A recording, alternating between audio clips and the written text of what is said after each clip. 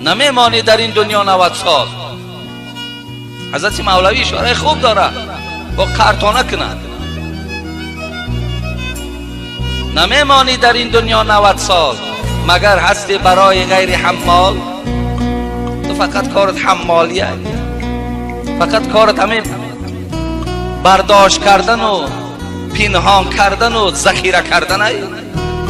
وقت تو میگن نمیمانی در این دنیا 90 سال، تو یقینا 90 سال حیات نمیبینی.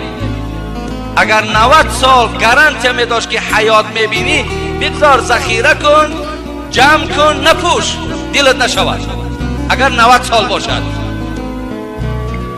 نمیمانی در این دنیا 90 سال مگر هستی برای غیر حمال. نه نوشی جان کنی. حضرت علی پولکات هست، میگه ذخیرکات هست، ولی میل دلت بعضی چیزهایی دارد که میل دارد دلت که از همون خوری، لیکن پول در دست تایو همون را نوشی جان نمیکنی. نه نوشی جان کنی، نه پوششی تن، گذاری مال را بر شوهری زن. بشوی زن بماند، حضرت میگه بشوی زن بماند مخزنی تو، بجان خود عجایب دشمنی تو. ای بنده خدا میگه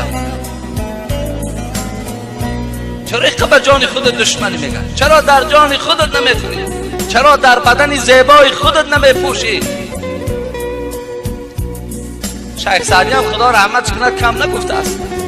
کسی جمع کرد گوشه بینها، خودش مرد و زنش با دیگری داد. هم تنیست داده روی عزیز. حضرت مولوی میگد نظم شنم خانوم میگد یکی اگر وقت از دنیا گذشتین و زنها را زار زار گریه شدیدین، نگوین که اون گریه برای شماست، اون گریه برای دیگرش است. دیگر کی میشیده باشه؟ با کی میشیده باشه؟ با کی یک جای میشه؟ حضرت میگه گریه برای او است، او اشک شادی است، میگه اشک غم نیست.